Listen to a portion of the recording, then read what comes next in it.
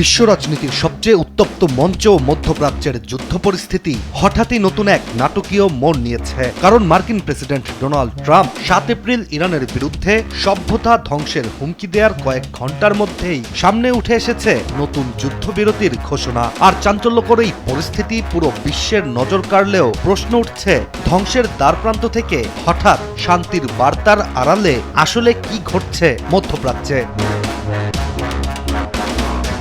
মূলত 7 এপ্রিল ইরানের বিরুদ্ধে ভয়াবহ হুঁশিয়ারি দেওয়ার পর একই দিন গভীর রাতে নিজের সামাজিক যোগাযোগ মাধ্যম ট্রুথ সোশ্যালের একটি পোস্টে ডোনাল্ড ট্রাম্প জানান তিনি ইরানের সাথে 2 সপ্তাহের একটি অস্থায়ী যুদ্ধবিরতিতে সম্মত হয়েছেন। আন্তর্জাতিক গণমাধ্যমের তথ্য অনুযায়ী ট্রাম্পের এই সিদ্ধান্ত এসেছে একাধিক গোপন যোগাযোগ, কূটনৈতিক চাপ এবং শেষ মুহূর্তের আন্তর্জাতিক হস্তক্ষেপের মাধ্যমে। আর বর্তমানে এই যুদ্ধবিরতি বাস্তবায়নে সবচেয়ে উল্লেখযোগ্য ভূমিকা রেখেছেন পাকিস্তানের প্রধানমন্ত্রী শাহবাজ শরীফ ও সেনাপ্রধান আসিফ মুনির।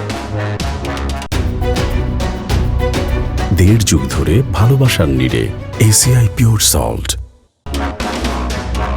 যে মুহূর্তে বিশ্ব আশঙ্কা করছিল যুক্তরাষ্ট্র সরাসরি এবার ইরানের বিদ্যুৎ কেন্দ্র ও অবকাঠামোয় হামলা চালাতে যাচ্ছে, ঠিক সেই মুহূর্তেই ট্রাম্পের এমন শান্তির বার্তা প্রশ্ন তুলছে পুরো পরিস্থিতি নিয়ে। কারণ মধ্যপ্রাচ্যে শান্তি মোটেও নিঃশর্ত নয়। কারণ বর্তমান পরিস্থিতিতে যুক্তরাষ্ট্রের সবচেয়ে গুরুত্বপূর্ণ দাবি হরমুজ প্রণালী পুরোপুরি খুলে দেওয়ার।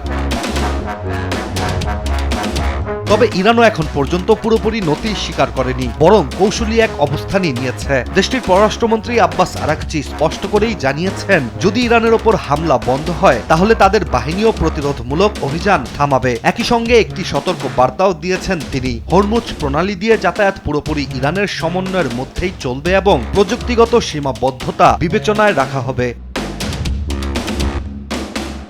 28 ফেব্রুয়ারি শুরু হওয়া রক্তক্ষয়ী এই যুদ্ধে যুক্তরাষ্ট্র ও ইরান যেখানে একে অপরকে ধ্বংস করতে মরিয়া ছিল, ঠিক সেখানেই এবার হঠাৎই 2 দেশের এমন নমনীয় আচরণে হতবাক পুরো বিশ্ব।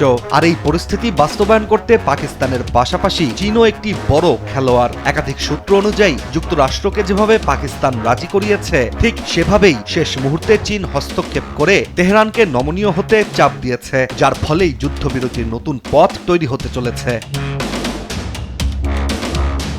এখন সবচেয়ে বড় প্রশ্ন, আগামী 2 সপ্তাহে কি সত্যিই শান্তির পথ খুলবে, নাকি এটি শুধু আরেকটি কৌশলগত বিরতি? বিশ্লেষকদের মতে ইরানের 10 দফা প্রস্তাব শান্তির পথ খোলার কেন্দ্রে রয়েছে, যেখানে ইরানের দাবি তাদের বিরুদ্ধে সব নিষেধাজ্ঞা প্রত্যাহার, ইউরেনিয়াম সমৃদ্ধকরণের অধিকার স্বীকৃতি, মার্কিন সেনা প্রত্যাহার, এমনকি যুদ্ধের ক্ষতিপূরণ পর্যন্ত দিতে হবে যুক্তরাষ্ট্রকে। ট্রাম্প প্রশাসন ইতিমধ্যে জানিয়েছে তারা ইরানের বেশিরভাগ ইস্যু নিয়ে আলোচনায় প্রস্তুত।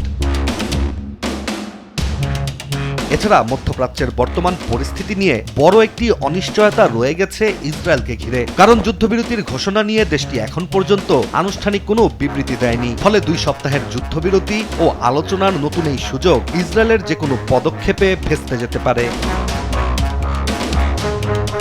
এখন বাস্তবতা হচ্ছে, যুদ্ধের মুখোমুখি যুক্তরাষ্ট্র ও ইরান একে অপরকে বিশ্বাস করে না। এমন অবস্থায় পাকিস্তানের রাজধানী ইসলামাবাদের নির্ধারিত বৈঠকই হবে সবচেয়ে গুরুত্বপূর্ণ মঞ্চ, যেখানে ঠিক হবে এই যুদ্ধবিরতি কি স্থায়ী শান্তিতে রূপ নেবে, নাকি আবারও বিশ্বযুদ্ধের দিকেই ধাবিত হবে। ইশতিয়াক হোসেন, দেশ টিভি।